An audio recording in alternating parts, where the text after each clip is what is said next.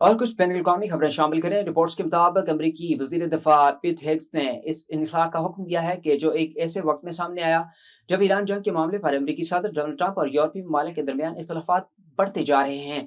چند روز قبل صدر ٹرمپ نے جرمنی سے فوجیوں کی تعداد کم کرنے کی دھمکی دی تھی جب ان کا جرمن چانسلر فریڈرک مرز کے ساتھ سخت جملوں کا تبادلہ ہوا۔ مرز نے اپنے ایران کی حکومت پر الزام عائد کیا تھا کہ وہ 2 ماہ سے جاری جنگ کے خاتمے کے لیے امن مذاکرات میں امریکہ کو ذلیل کر رہی ہے۔ پینٹاگون کے ترجمان کے مطابق فوجیوں کا یہ انخلا آئندہ 6 سے 12 ماہ کے دوران مکمل کیا جائے گا۔ عالمی میڈیا کی رپورٹ کے مطابق اقوام متحدہ کی سلامتی کونسل نے جنوبی سوڈان میں تعینات امن مشن کی مدت 30 اپریل 2027 تک جاری رکھنے کا فیصلہ کیا۔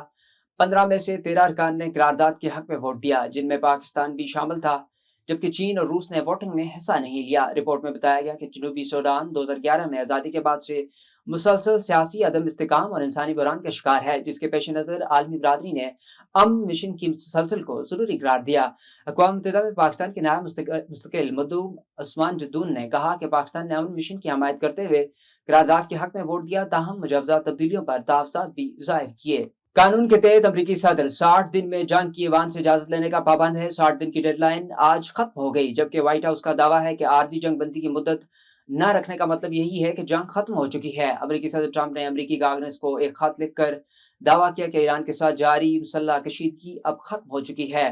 صدر ٹرمپ نے یہ خط کانگریس کے اسپیکر مائک جانسن اور سینٹ کے صدر چک اگراسلی کے نام ارسال کیا، جس میں انہوں نے موقف اختیار کیا کہ 28 فروری سے شروع ہونے والی کشیدگی کا مرحلہ اب اختتام کو پہنچ گیا۔